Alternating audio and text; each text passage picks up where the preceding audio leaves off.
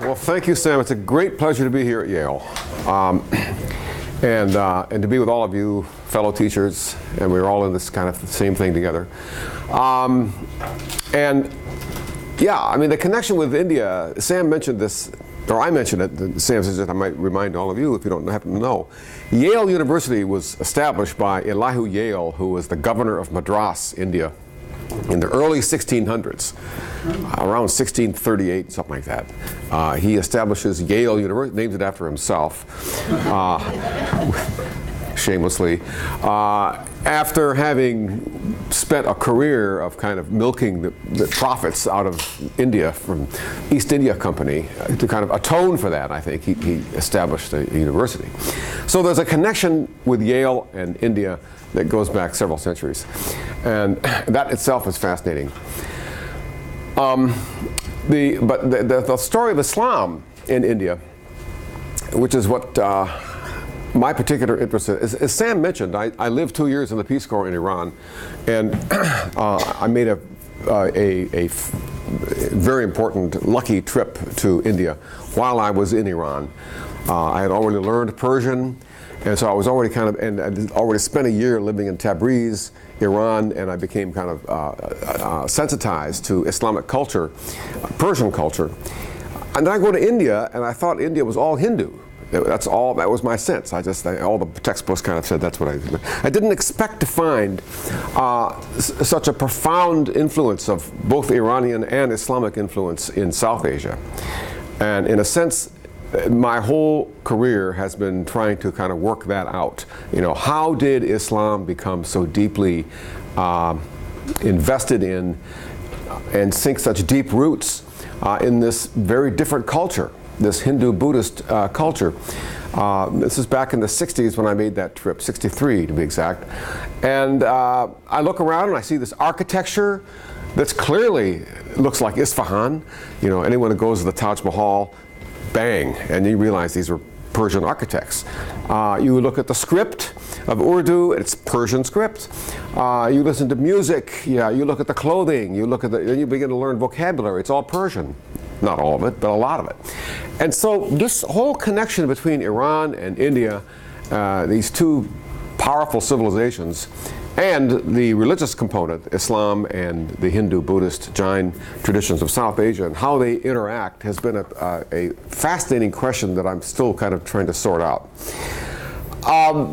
Just to kind of heads up, a couple of major books that I wrote them on the board. I don't have any handout, I apologize for that. But here are some books that I think are really leading books to give a general survey of Islam in South Asia. Francis Robinson, an Englishman, has got a number of books. His book, Islam and Muslim History in South Asia, is a classic, Oxford 2000. Carl Ernst writes a lot on Sufism, and I know you've been reading and hearing a lot about that. It's a major story here. A book entitled Eternal Garden, Mysticism, History, and Politics at a South Asian Sufi Center. It's a very important and very accessible study. All these are, I hope. I edited a book called India's Islamic Traditions. Came out in 2000, and that's a series of essays written by scholars coming from different perspectives who are collectively trying to understand, you know, what kinds of traditions, literary, artistic, historical, legal.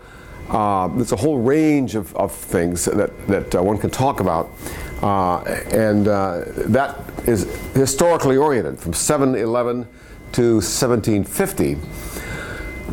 And then finally, Anna Marie Schimmel, Islam in the Indian subcontinent. She, the German scholar, one of the leading scholars of South Asian Islam, and that, again, a very accessible book there. So what I'm going to do is kind of give hopefully about a 45-minute overall presentation here.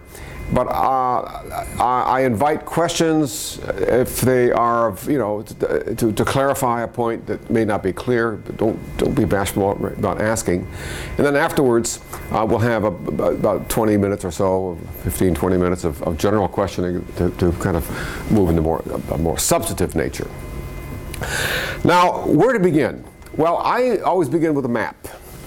And this map is loaded with important information because what it does, it's based on the 1931 census. Now, the 1931 census was the last really good census the British did in India. You know, they started these decennial censuses in the 1800s. I think 1871 was the first they did. And then every 10 years, they did a census of India to find out who was here. And the 31 was the last really good one. 1941, of course, England was otherwise preoccupied, to put it mildly. And so we don't really have they weren't, because they were fighting the war, that's not really all that good a census. And then, of course, after that, you have independent South Asia. In 1951, you have India and Pakistan. But you can already see the map of Pakistan and Bangladesh kind of present even before the two states emerge, because you have a predominant Muslim population in eastern Bengal but not western Bengal, western Punjab but not eastern Punjab. And where's my pointer? Here's what I got. Yeah, this is great. I think this is it here yeah, there you go. This is all the Punjab. West Punjab is predominantly Muslim. You get up to, what, 75%, 50, 60, 70, 80% Muslims in the Western Punjab, but not the East. And conversely, in Bengal, the eastern portion is mainly Muslim, but not the Western. Very few Muslims in the heart of the highlands of central India, but then the Deccan, you get, in the south, you get some more. So one of the questions that's always kind of animated my own research is, how do you explain this uneven distribution of Muslims in South Asia?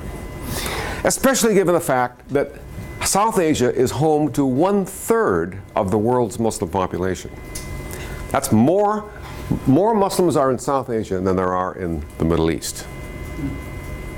That's a shocking, not by much. It's a close race, but it's amazing to think about that. You know, after Indonesia, which is the world's largest Muslim population, the next three, India, Pakistan, Bangladesh, and they're all very close, very similar populations, somewhere around 300 or 400 million, each one of them. And you add those together, and you begin to realize that South Asia, in terms of demography, really is the center of gravity of the Muslim world. This is a jarring fact because we've always been taught to believe that, you know, the Middle East is somehow the heartland of Islam. Historically, of course, that's obviously true. But the area where it sunk its roots demographically in terms of the Muslim population, it really is South Asia. And so this is and then you look at the map and you ask, well, why is it that the Western, the Northwestern, and the far eastern Bengal, and to some extent the Deccan, how is it that those areas became most receptive to Islam? I'm going to try to present some answers to that this morning, as well as some remarks about the nature of Islamic piety and how it differs or compares with Islam elsewhere in the Muslim world. And again, feel free to raise any questions as we move along. Historically, we go back to the 7th century. I know that Dick Bullitt has already talked about the Umayyad and the Abbasid periods. So suffice it to say that this is the period where Islam first encounters Western India, Sindh in particular, the province of Sindh, where the Indus River empties into the Arabian Sea. And it happens actually in 711 is when Muhammad bin Qasim, who was a general under the Umayyad Caliph, conquers the lower Indus area, which is now Karachi area in southern Pakistan. And that's a very important moment in terms of the interaction with Islam in South Asia. This is the Arab dhow. These are the vehicles that were, and they have, by the way, these haven't changed in about 1,000 years. I actually sailed on one of these across the Arabian Sea. They still make these things in India as well as East Africa. These were the vessels that have traditionally been used connecting the Middle East, at least the maritime connection between the Middle East and South Asia. And you can't really understand the settlement of Muslims along the western coast of India without understanding the trade routes which undergird the contact between the Persian Gulf area and India. Okay, so here is a map showing you what basically happens. As I said, in the year 711, Sindh is conquered by by a Muslim general who establishes the area. Very briefly, several important legacies I want to just briefly mention. Juridically, in terms of law, very significantly, Muhammad bin Qasim, the conqueror of Sindh, ruled that Hindus and Buddhists will be treated as zimmis, which is to say, people of the book. Now that might be jarring itself, because we think, Islam understands itself as, a religion of the book being obviously the Torah and the Gospels, as well as the Quran. The Quran is simply a restatement of these earlier attempts to get God's message through to the people. So it's easy to imagine how Jews and Christians are already included in this larger category of people of the book. But what do we say about Hindus and Buddhists? The ruling that Indians would be juridically defined as people of the book means that already there is a stretching of the idea of book, which is to say, administrators, governors, the very first governor, Muslim governor, Arab governor in India was accommodating himself to the reality that we're a thin ruling class. We need to accommodate ourselves to the fact that to rule these people, we need to include them in this larger category, which had already been worked out by jurists. And we have a tradition of a liberal juridical understanding of India from the very beginning.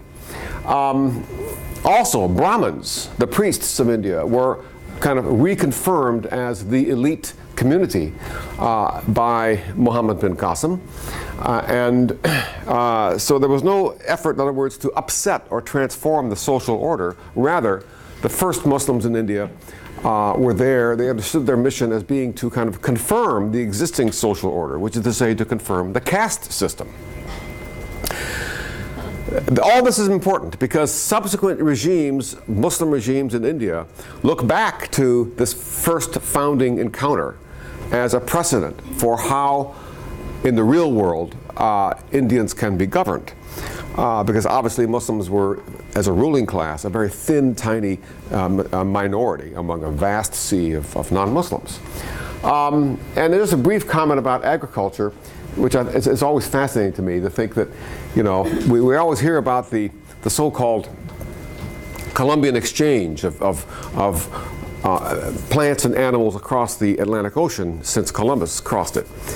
But there was an earlier agricultural exchange across the Indian Ocean. When the Arabs conquered India, they brought back with them a whole range of crops which totally transformed the agricultural landscape of the Middle East. Cotton, lemon, lime, orange, sugar. All of these, of course, are either Arabic or Sanskrit, and the words come from that. They tell their own story, but much more. For certain strands of wheat and rice were transplanted in the Middle East from monsoon Asia.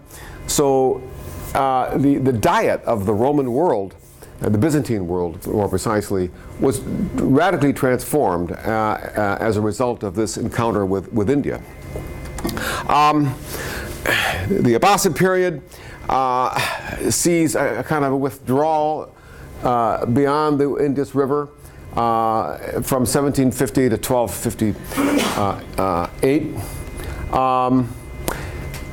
The real encounter with Islam in India happens not by Arabs, but by Turkic groups who had been migrating from East Asia into the West along the Silk Road connecting China with the Eastern Mediterranean.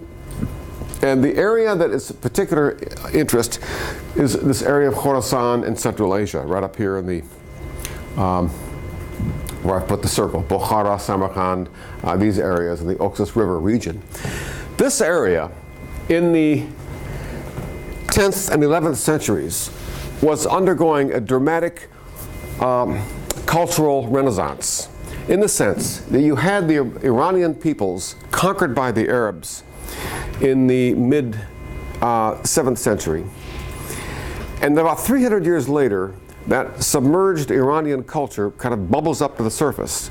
And when it reappears in a form that has assimilated itself with Arab culture. Sort of the Arabic script now replaces the old Persian script. Many Arabic words, loan words, are assimilated into the Persian language. And in fact, modern Persian derives from this moment. It's also this place and this time that political ideas, the status of the Sultan as a non-religious leader emerges in this Persian Renaissance period of the 10th and 11th and 12th centuries in Khorasan, this area that's circled. The Caliph of Islam is becoming progressively weaker in the 10th, 11th, and 12th centuries, and as that happens, the Sultan kind of replaces the Caliph, at least as a political leader. And this is important because the idea of the Sultan acquires a certain notion of someone who's above religion. He's a ruler of all peoples, because Khorasan, this area, was not just Muslim. It was, of course, there were Shi'is, there were Sunnis, but there were also Buddhists there, large Jewish population, very large Christian population, Nestorian Christians were there, Shaman Turkish population. In other words, you had a variety of different peoples in Khorasan in the 9th, 10th, and 11th century, kind of cooking up this idea of a secular Islamic regime where religion and state have a de facto separation. And of course, Persian language is, as I said, invented at this time. It's always struck me as fascinating that, we always talk about how English language emerged about 300 years after the Norman conquest of 1066. You get 300 years later, you get Chaucer. Another couple hundred years, you get Shakespeare, where English and French have kind of merged after 300 years after that conquest. Same thing happens with Persian. About 300 years after the Arab conquest of Iran, this synthesis of Arabic and Persian takes place, and it happens in this area. Then Turks begin to move into North India, and they carry this hybridized culture with them. The 1030 is the date of the Mahmud of Ghazni, a Turkish general, who makes these raids, and these arrows are indicating raids of India. He's sacking temples in order to acquire wealth, to mobilize, to create a larger sultanate to the west, because the Khorasan, this area to the west, was what was kind of the prize. India was only used as a kind of a source of wealth in the 11th century.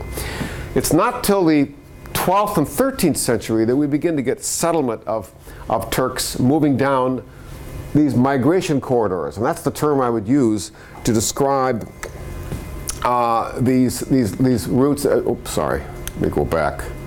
What am I doing? Go back here. Yeah. The term I would use is a migration corridor. These are actually routes, old trade routes, bringing horses and silver into India. India has always been deficient in two things.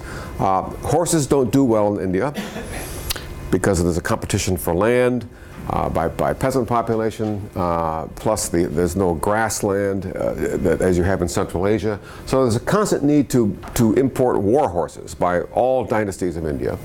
And secondly, there's no silver mines in India. So India has an old history of exporting textiles, importing silver and war horses.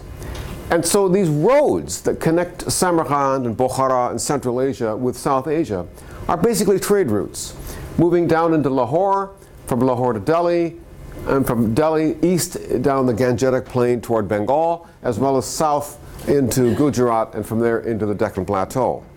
And these migration corridors, while they're commercial, They are also, let me go back to that. Oh yeah, they are also important because they facilitate the migration of large populations who are being moved out of Central Asia because of the Mongols.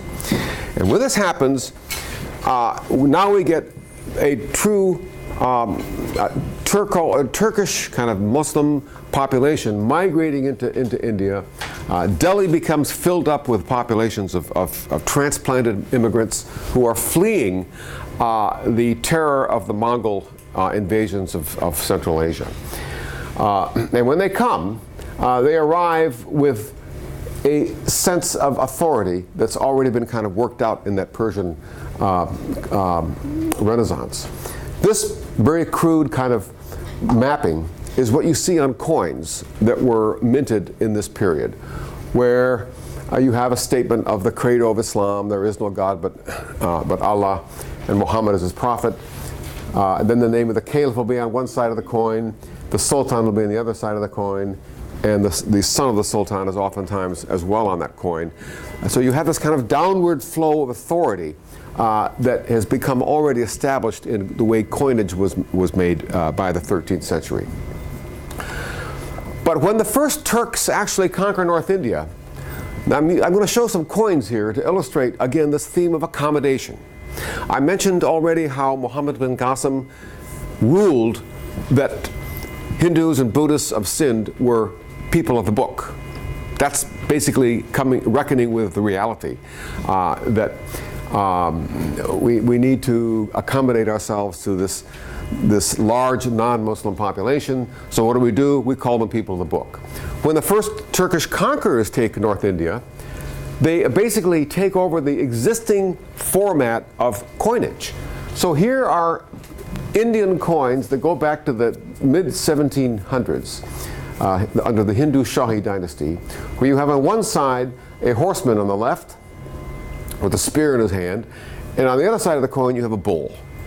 So you have this bull and horseman established a formula of coinage by Hindu dynasties that had already been around for hundreds of years before the Turks arrived. The first coins of Muhammad of Ghor, who's the first ruler of India, follows exactly the same format. You'll notice there's no Arabic, no Persian. What you have is a horseman on the left and a bull on the right.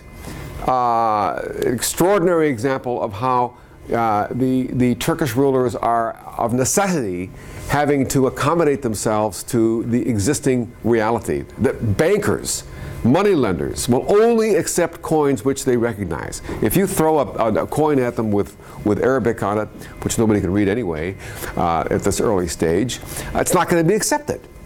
So what you do is you mint coins which will be accepted. The point I'm trying to make is that Muslim rulers, again, were having to adjust themselves to this reality.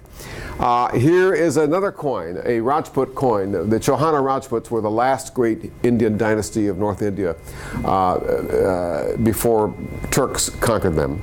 And their coins had on one side this image of the goddess Lakshmi, a famous goddess of wealth, and you see her there. The kind of Indian beauty of the 12th century on the left, and on the right you have the name of the Chauhana Rajputs in Devanagari script, the Indian script. And then what happens when Muhammad of Ghor shows up? Behold, all that you've heard about, Muslims not having images on their coins. Forget that. This is reality. We are accommodating to the reality. We need to have coins which the Indian bankers will accept. We need to have coins that are already familiar. Otherwise, what are we doing here? So Muhammad of Ghor starts minting coins with Lakshmi on one side and with his name in Sanskrit, Devanagari script, on the opposite side. Pragmatism is overcoming ideology, quite obviously. And yet, look at this double game that Muhammad of Ghor, the first Turkish ruler of North India, is playing. He's ruling both Afghanistan and North India. The coins that are minted for circulation in Afghanistan follow the traditional classic Arabic formula. And you'll find this would have circulated anywhere in the Muslim world.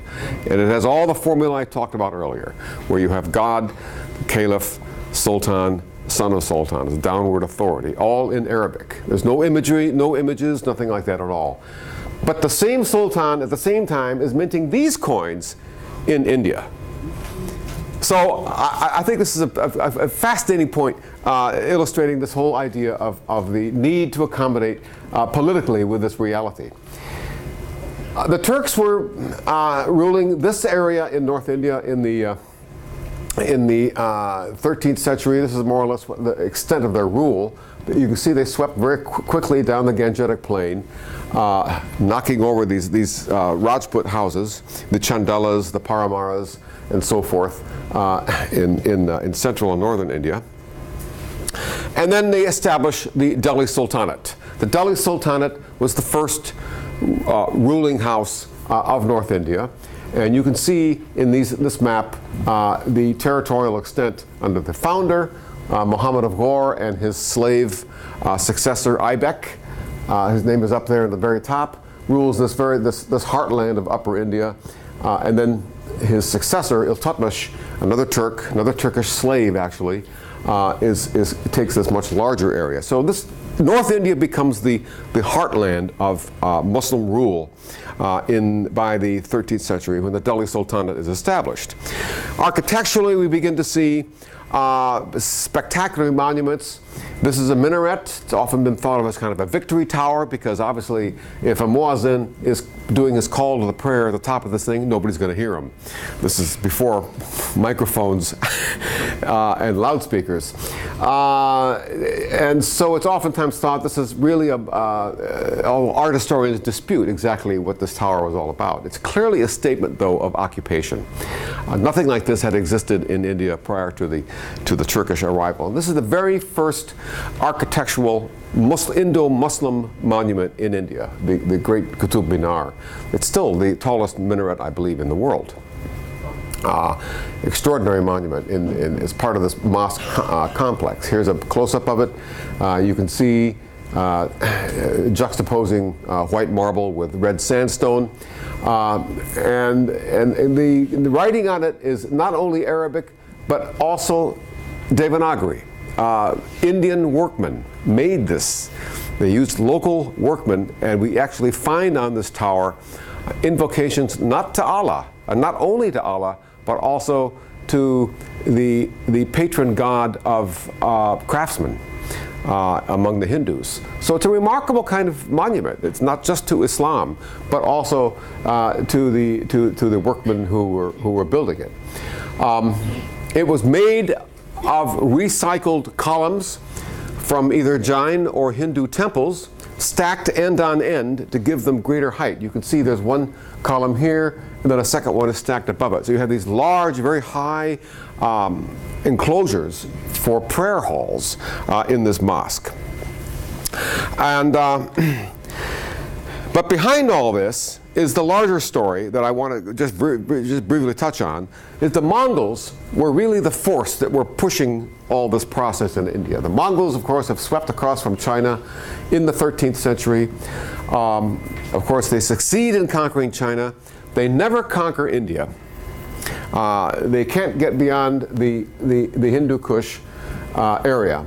Now, that's important. Genghis Khan himself was knocking at the door of India in 1221 or 1231 when he was there, but didn't make it through. The fact that the Mongols were unable to conquer India meant that India became understood by all these migrants who were pushed out of Central Asia, fleeing the Mongol terror. They began to see India as the true heartland of Islam, especially after the Mongols proceeded to demolish Baghdad and overthrow the caliph, indeed abolish the caliphate. So and of course that would be tantamount to having Rome totally destroyed by the Vandals, which of course partially did happen, and Christianity thereby understood as literally wiped off the map. So for these people who are fleeing the Mongols, India became a refuge zone. For them, pagan did not really mean Hindu, it meant Mongol. And all the rhetoric in early Indo-Muslim literature of the 13th and 14th century really is inspired by that fact, that it's the Mongols who are the true, who are the pagans, who are the infidels, the kafirs. So India then becomes an area, as I said earlier, of filling up through these, following these migration corridors, large numbers of people fleeing to North India. And the Delhi Sultanate becomes, at least in North India, well established by the 13th and 14th century, lasts all the way down to the early 16th century. The Deccan in the south is never conquered. It's conquered, but they can't hold it.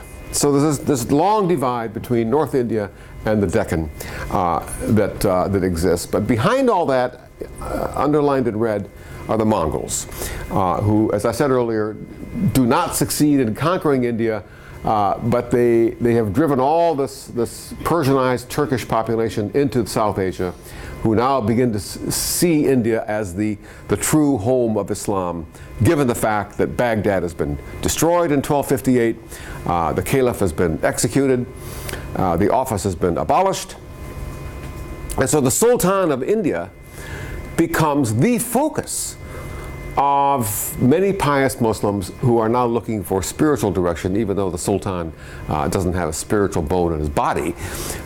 Most of these guys are Turkish slaves who have no genealogical connection with aristocracy or whatever, yet they're built up by their ideologues, by their propagandists as these focus of Muslims. As I said, briefly, South India was conquered, at least down pretty far south. Two capitals were established in the 14th century in Delhi and also in Dowlatabad. Here's Delhi. This is 13th century Delhi, which still looks like this today. These are the ramparts of what they call Tughlaqabad. And Delhi now becomes identified as the capital of India. From this point on, any dynasty that has pretensions of ruling India has to control Delhi. This is true all the way down to the 20th century. When the British needed to establish themselves as the natural rulers of India, they moved their capital in 1911 from Calcutta to New Delhi. They did the same thing that Muslim dynasties had been doing for the previous millennium, building another city of Delhi, not occupying the same palaces that the predecessors had done, but palaces nearby, or building new palaces, so there's another Delhi in the region. That's Tughlaqabad. And in the south, in the Deccan, Dowlatabad was this co-capital that the sultans built and ruled from there as well. Here is the great mosque in Dowlatabad. The same idea, stacking Hindu temples end on end, Hindu columns I should say, end on end to give greater height to the prayer hall. Here you see exactly what I just described in the south. But there's a memory of the North India. Here we have the corner of the Dowlatabad Mosque in the south, and it is kind of a visual reminder of the Qutub Minar in Delhi. So these migrants, they've already migrated from Central Asia to North India.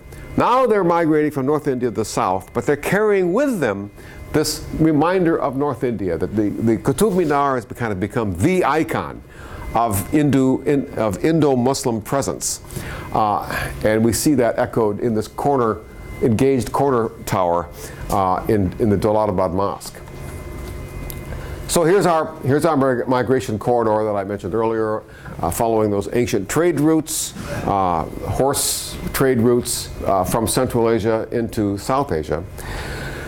Moving on down to Bijapur, we see monuments that are built, carrying with them a Central Asian visual aesthetic. You see domes, you see minarets, you see arches, pointed arches. These become the elements, kind of the architectural vocabulary of mosque building in the 16th century when this Deccan Sultanate down there is established. And then from Bijapur, if we look at Kerala, which is off the routes, now we're talking about coastal, Malabar coast. This was not settled by migrants coming from the north along those migration corridors. Kerala Muslims are Muslims who had sailed across on those Arab dhows. And they have a very different sensibility. Their connection is not with North India. It's not with Turkish or Persian culture. They don't speak Urdu or any of the North Indian languages. They speak Malayalam, which is the native language of the Malabar coast. And what's striking is that when we look at their architecture, you do not find arches, pointed arches. You do not find domes or minarets of the kind of standard vocabulary of North India, but rather you find these wooden roof kind of layers like a wedding cake, which in fact imitates the same vocabulary of Hindu temples. So you notice here what's happening. Another theme of accommodation. Once you move off that corridor, that migration corridor, and look at Kerala, you see that Islam has accommodated itself visually and architecturally with the local culture. That's a very important theme because we begin to understand now that Islam is extremely flexible in terms of how it accommodates itself to indigenous cultures in South Asia. And this is something you can, oh, question, please. Just if we could get the name of the previous... The previous slide, yeah, this is the Mishkal Mosque, built in 1510. It's been rebuilt but this is a basic design of it, and Calicut. Now Calicut is a city on the coast, the Malabar coast. This is where Vasco da Gama arrives. When Europeans first connect Europe through maritime routes in 1498, is when Vasco da Gama succeeds in doing what Christopher Columbus failed to do, which is to reach India. 6 years later he does it, of course. And Calicut is a major center of the pepper trade. And this was where, and cardamom, and all these spices of South India were flowing out into the Indian Ocean world through the port of Calicut. It was a major metropolis. And this is the Great Mosque of Calicut. And as I said, this is the architecture basically is using the same vocabulary that was already familiar to the people of Kerala. If we talk about, never mind Kerala, let's go to Bengal. Bengal is also an area that's very far from these routes, these migration corridor. Now we're at the very end of this Indo-Gangetic plain in far eastern India, and what we find here is mosques appearing with distinctive characteristics. You have terracotta panels on the walls. You have a curved cornice, which is the classic design of the Bengali village hut. Our word bungalow is derived from the word Bengal, which is the Bengal style, which is a curved, made of thatched and bamboo. It's curved so that rain, the monsoon rain, which is very high in Bengal, will drain off. So this idea of a curved cornice is a very Bengali phenomenon, as well as the terracotta panels on the front. It's all brick. There's no marble or granite or hard stone in Bengal. You build everything of brick. And what's extraordinary about this monument is if we compare it with temples of Bengal, lo and behold, we find the same architectural vocabulary. We have terracotta panels on the front. We have the curved cornice, which is derived, again, from this kind of vernacular vocabulary of village Bengal. And so that in Bengal, as in Kerala, what we see is that the form in which the mosque appears is thoroughly invested in local culture. The Bengalis have borrowed from the Bengali vocabulary. Bengali Muslims are using the same vocabulary in eastern India, and again in Kerala, the same kind of thing operates for there. I could make the same statement about the Tamil area in the southeast coast, in Orissa. The point is that when we move away from this kind of central, this migration corridor going down the spine of South Asia, then we see much more accommodation to indigenous culture. Tamerlane invades India in 1398-99. He dies in 1405. He does not stay to rule India, but his base is at Samarkand, Timur is. But he shakes up North India in the sense that he destroys Delhi. Delhi had been the capital of North India, the successive dynasties, the Delhi Sultanate for several centuries. And now what happens after Tamerlane is that North India becomes, it loses its focus. Delhi is no longer the center of Indo-Muslim polity. And he brings with him a Central Asian sensibility. Here we have the tomb of Timur himself in Samarkand. You see all these very extraordinary elements, high drums, vaulting techniques that allow you to soar up to the sky. This is all new ideas. Glazed tile covered all over the surfaces of Central Asian mosques. And they're freestanding, and the overall effect then is to be able to be seen from afar. I mean, Timur himself introduces into Islamic architecture this idea of kind of over-the-top, extravagant visual statements that you see, and all of this is carried into India by the next great conqueror of North India. This kind of glazed tile techniques, which of course is Babur. B-A-B-U-R. Babur, and you can see from this painting, this is not Babur, but this is the family in the early 16th century. It's very Central Asian. You can just see from the facial characteristics that these are not Indians. These are people who have come from Central Asia. But a very cosmopolitan Central Asian style is brought to North India by Babur, who's depicted here founding a garden. It says in Persian that he's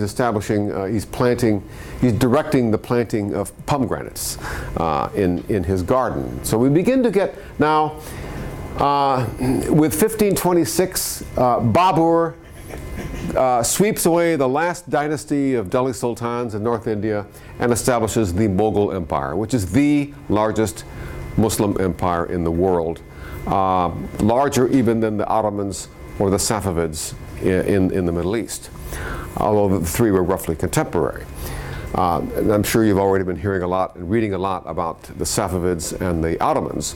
So Babur brings to South Asia a similar Central Asian aesthetic, a similar Central Asian sensibility, idea of politics, idea of power, is all established during his reign. 1526 to 1605, you can see how the Mughals are repeating what the Delhi Sultans had done several centuries earlier. Take over the central heartland of North India and then move out and conquer Gujarat in the west, Bengal in the east. And what's extraordinary about the Mughals is that not Babur, but his grandson, Akbar, in order to rule North India, he departs from the policy of earlier rulers, which was to always keep the Rajputs at arm's length, try to conquer the Rajputs. The Rajputs were the Hindu ruling class of North India before the Turks arrived. What Akbar does is he engages with the Rajputs. He brings them into the ruling class, and he marries Rajput princesses, which is very important because it means that biologically each successive generation of the Mughal ruling house is less and less Turkic and more Indian. You look at the facial characteristics of the Rajputs. Now here we have Jahangir, who is the son of Akbar. Akbar was of pure Turco-Persian blood, but Akbar's wife was a pure Rajput princess who was brought into the Mughal harem. And so that means that Jahangir is biologically half Rajput. Jahangir, in turn, marries other Rajput women, princesses. Of course, these are all political marriages, much like Europe knew at roughly the same time. I mean, that's how you cement political relationships. You marry into the same families. It's exactly what's happening now with the Mughals. And I would argue that this is extremely significant because it means that just as Jahangir was one half Rajput, His son, Shah Jahan, builder of the Taj Mahal, is 3/4 Rajput, because Jahangir has also married a Rajput woman, so that the element of Turkic biological content of the ruling Mughal house is becoming progressively less Turkic and more Rajput, more Indian. They don't even use Turkish language anymore. They've forgotten that. Persian is still patronized as the language of rulership, but at home they're speaking what we would now recognize as Hindi, or Hindi Urdu. It's the same thing, different script, but the point is that what was known as Hindavi, or the local Indian language, was now assimilated into the court, so that the Mughals, we can call them Muslim, but really they are becoming North Indian. It's another example of accommodation to North Indian culture. And his son, Jahangir's son, Shah Jahan, builds, of course, the most spectacular monuments that are familiar to many of us. Any visitor to India, I mean, this is the most extraordinary building in New Delhi. In Old Delhi, I should say. Shah Jahanabad means the city of Shah Jahan, king of the world. And this is, of course, the building from which Jawaharlal Nehru read off the Declaration of Independence for India in August of 1947, standing up there at the top. So this has become, again, the symbol of Indian rulership. I mean, Delhi had always, as I mentioned earlier, been the center of Muslim power in India, and now it's interesting that even though the British had already built New Delhi, only 5 miles away from this monument, Nehru is announcing the proclamation of independent India from this monument, meaning he's identifying himself not with the British, but with the Mughals, who had already become Indian, where the British never did, of course, in ways the British couldn't do.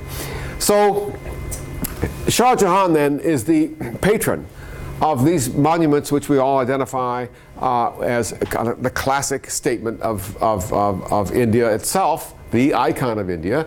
As I mentioned earlier, a perfect transplant of Iranian architecture. Again, Delhi is on that, and this is Agra, of course, just 100 miles southeast of Delhi, but it's on that corridor.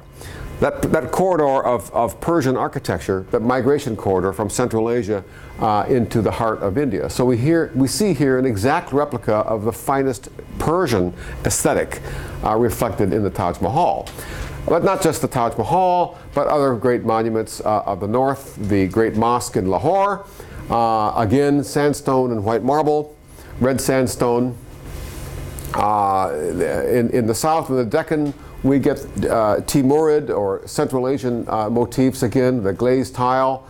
You see here the glazed tile, the minarets are really, this could appear anywhere in Central Asia.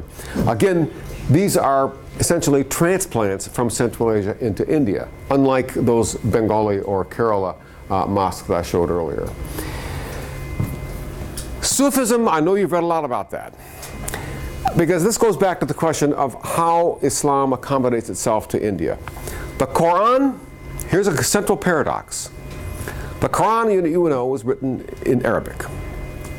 In fact, there's a famous ayah or statement in the Quran where Allah says, "We have created an Arabic Quran so that you might understand." The assumption behind that statement is that the Quran is addressing an Arabic-speaking population. And of course, for centuries and centuries, there was a kind of a prohibition against translating the Quran out of Arabic into any other language.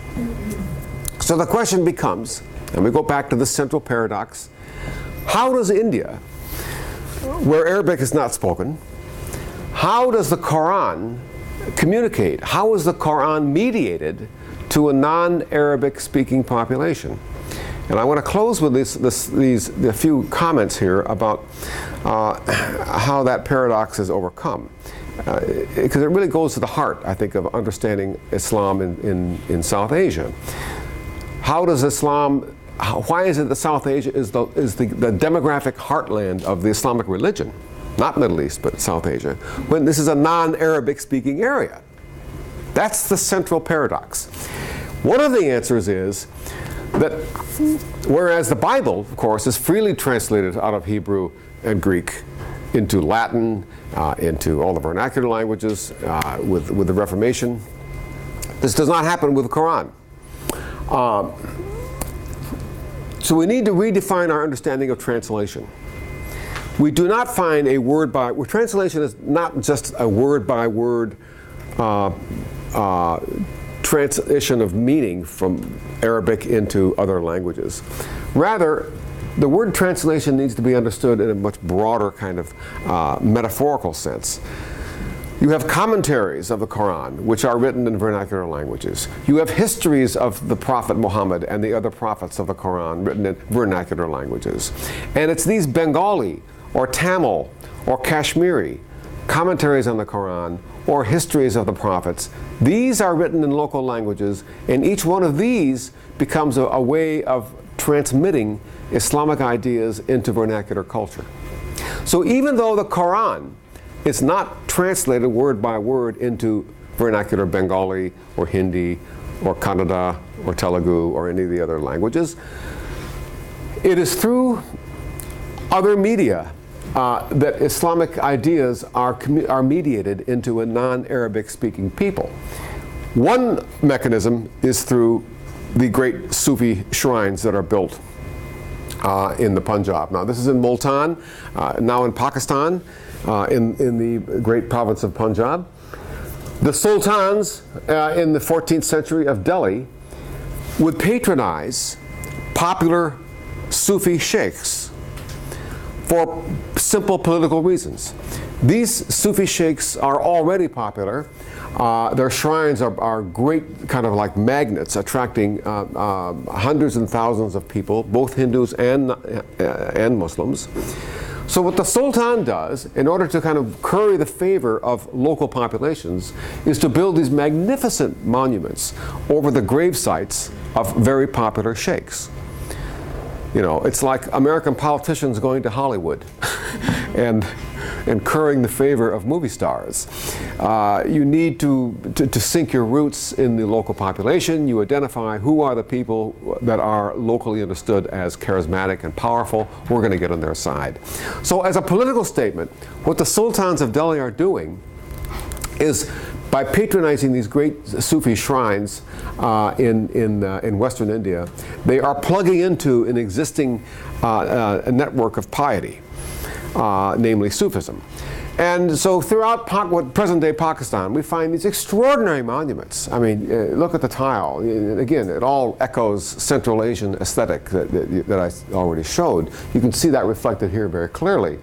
But look at also what you see here. These are all graves of people who want to be buried near the site where this particular sheikh was buried, which is, of course, the heart of the whole monument.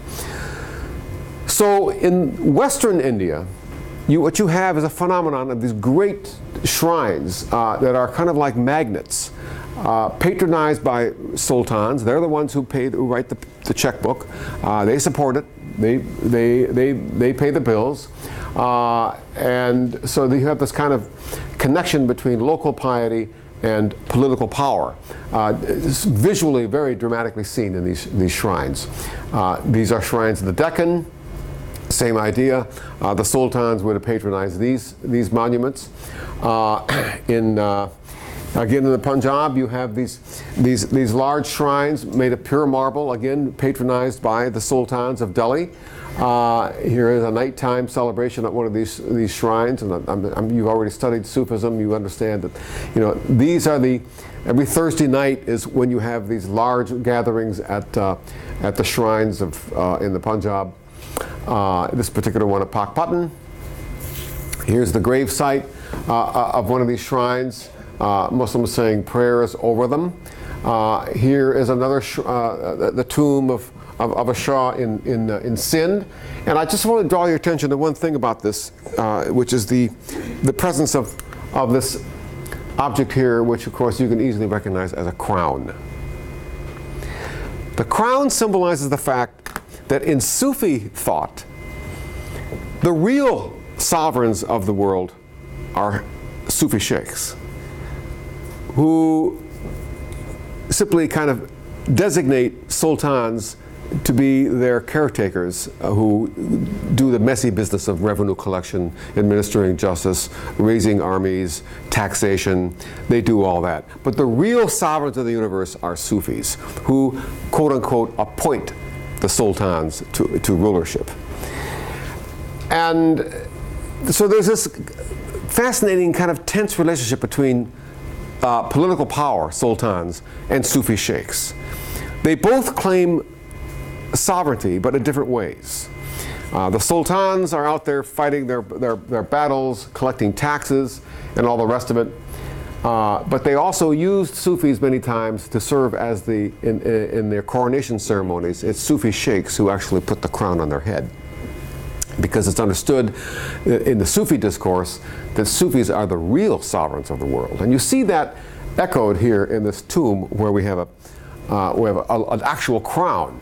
And of course, many Sufis bear the name Shah, which means king in Persian. This particular one is Shah Mardan Shah. He's got the word twice in there. King. Shahinshah, king of kings. So there is that connection. So we go back to this map, which I began with. And I want to simply make one quick point about, again, trying to explain why it is that the eastern Bengal and the western Punjab are the areas where we have the predominant Muslim population.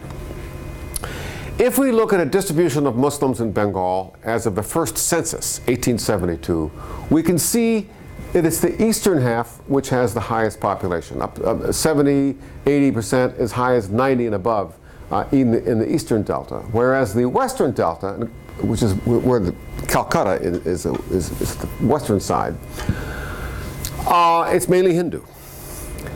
And if we look at the distribution of mosques, on the other hand, they're all over the delta, but the real heartland is in the west, along the old Ganges River, somewhat more sparse in the east. So you have this kind of paradox where the predominant Muslim population is in the east, but the majority of the mosques are in the west. Now, my own research was really trying to understand how do you resolve that apparent contradiction.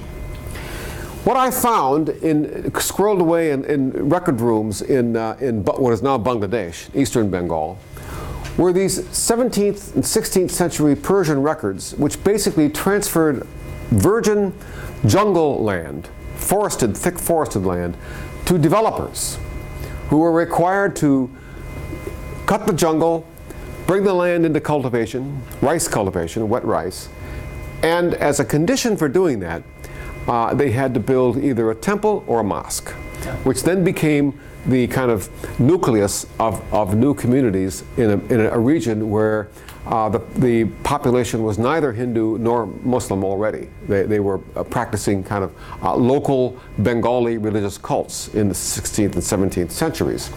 These documents, of which I found hundreds of them, speak to the gradual transformation of land from jungle to rice paddy, because they would actually have pictures of these Bengali mosques. And again, you see the curved cornice. Now, this is not some spectacular monument that would have appeared in inscriptions somewhere. They're made of bamboo and thatching, very simple. But they performed a very important role as being kind of the nucleus of new communities, because there would be a muezzin and the leader of prayer, a khatib who delivers the sermon, and all this was paid for by the developer who got the grant, who was given the land, and as a condition for getting rent-free land, he had to build these mosques or temples. But if the developer happened to be a Muslim, it would be a mosque like this or like that. So that you can see, beginning in the 1720s, the distribution of these, they gradually increase. Each dot indicates where one of these mosques was built, and they get thicker as we move into the 1740s and 1750s, where it's quite dense. This really is the story of the growth of Islam in Bengal. This particular series of maps are based on contemporary European maps of Bengal. The point of it being that if we look closely, the first map drawn by a Portuguese cartographer shows, if I can do it, here we go, the Ganges emptying down by present-day Calcutta. Satgaon is here. So the Ganges River basically flowed in the western part of the delta. By 1615, it splits. Half of it goes down the west, and the other half goes into the eastern delta. By 1760, it's abandoned its old channel down by Satgaon, which is Calcutta here, and the major part of it is going into the central delta. By 1779, the Ganges has linked up with the great Brahmaputra, which goes through East Bengal. The point being that the river system of Bengal has moved from the west to the east. The epicenter of civilization moves with the rivers. And Calcutta and the old part becomes progressively abandoned. Calcutta is today a dying city because the old Ganges River has basically abandoned it. Whereas the eastern delta gets more and more fertile because it's getting more and more fresh water. Now this is important because the area is politically integrated with the Mughals at the same time that these rivers are shifting to the east, meaning that East Bengal becomes the area of agricultural as well as political development. A question, please. What's the influence of people's use of the land around where the river flowed to influence the river's move east? Okay. Is the question, why are they moving east? Yeah. Okay, that's a geological question. And the geologists have two theories. And I'm not going to get into that. I have no dog in this fight. One theory is tectonic. There's a fault line geologically in the east, which is gradually causing the eastern side of Bengal to cave to this way for you, cave downward, having to do with continental drift. And that's one theory. The other theory is that all of Bengal basically is a flat pancake. It's the whole Bangladesh today is about 30, 40 feet above sea level. And so all what these rivers are doing are bringing silt down into the Bengal Delta. The whole area is basically silt that's been transferred from the Himalaya mountains. Topsoil gets moved down to this area. So it's very rich because the Ganges and the Meghna and the Brahmaputra, all these rivers are bringing huge loads of silt down. And as a consequence, the delta keeps getting pushed further and further south into the Bay of Bengal. This whole area, therefore, is remarkably fertile because of what the rivers are doing. So as the rivers move to the east becomes progressively more fertile, and the west becomes less fertile.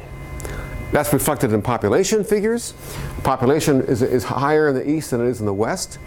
And this is also reflected in the pattern of development of villages. So these records I showed you, these Persian manuscripts, what they're really showing you is that the land is being transformed from jungle to rice paddy. And that means that and rice paddy supports a lot more people than jungle can, obviously. So all this is happening at the same time, that there's an agrarian transformation at the same time that people are being introduced for the first time to a world religion. That Islam is identified with forest development. And one of the things that's unique about Sufism in eastern Bengal is that Sufis are typically identified with not just preaching Islam, but with preaching agriculture. They're identified with the people who first brought the technology of rice cultivation to the East. So the Muslims notions of Islamic piety today are associated with agriculture. You talk to peasants in Bangladesh, and they will say that we peasants are the true Muslims because we're doing what God told told Adam to do, that Adam was instructed to take the plow and to master the earth by plowing the earth. Whereas those folks in the city who are not plowing the land are not really as good Muslims as we are. So they've internalized this idea, this connection between agriculture and Islamic religion in ways that are fascinating because many textbooks you read about Islam repeat this old idea that Islam is somehow of an urban religion. You know, it's a Middle Eastern idea. It might work for Baghdad, and Damascus and all the famous centers of Islam in the Middle East.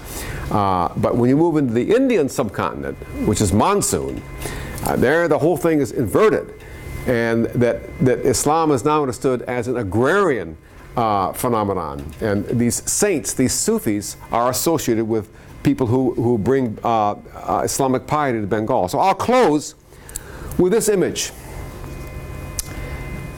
The Punjab was settled again primarily by transplanted Persianized Turks who have been pushed out of Central Asia by the Mongols, and they bring with them a very Central Asian aesthetic sensibility. So that the sultans who are ruling from Delhi will patronize monuments which could easily have appeared in Central Asia, in Samarkand and Bukhara, any of the great cities of Central Asia. Here you have these powerful Sufi sheikhs who are loaded with barakah or charisma, who are seen as kind of conduits between us humans and Allah. And so people want to be buried there. They go there on pilgrimage. They have hugely important festivals that take place at these great shrines in the Punjab. And so these become the magnets for local populations of people who are not yet Hindu.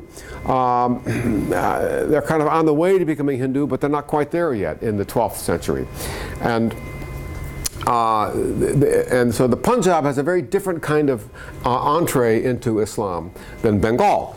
In Bengal, you don't have these great monuments. What you have are simple thatched and bamboo huts, which become the earliest mosques. As I've tried to suggest, we see that already in those documents earlier on. And those are the kind of important ways in which Islam is mediated to a very different population in Bengal from Punjab. One of the reasons that Pakistan broke up in 1971, in 1947 you have two wings, a west and an east. Even though Bengal is more populated than West Pakistan, East Pakistan was always looked down upon as not really being Muslim. These Bengalis, they ate fish and rice instead of wheat and meat, like us Punjabis. And we see the aesthetic style of Bengal and Punjab also very different. So Bengal breaks away from Pakistan in 1971 and establishes Bangladesh because Islam no longer was understood as a sufficient glue holding together these two separate provinces of the state. And I would argue, as you can see here reflected in architecture, that the whole sensibility of Bengali Muslims and Punjabi Muslims is very different, as understood in terms of how they relate to their sheikhs and their mosques. Now, I know that we're getting late on time, Sam, so I wanted to... We can take a little, we have a 20-minute break, so we can cut into it a little bit. Yeah. So we can take maybe 15 minutes of questions. Yeah, that's exactly what I want to do. This is kind of gives an overall kind of introduction to the whole story, kind of historical background. And why don't we do that? Why don't we take questions, and I'd be happy to kind of start this discussion.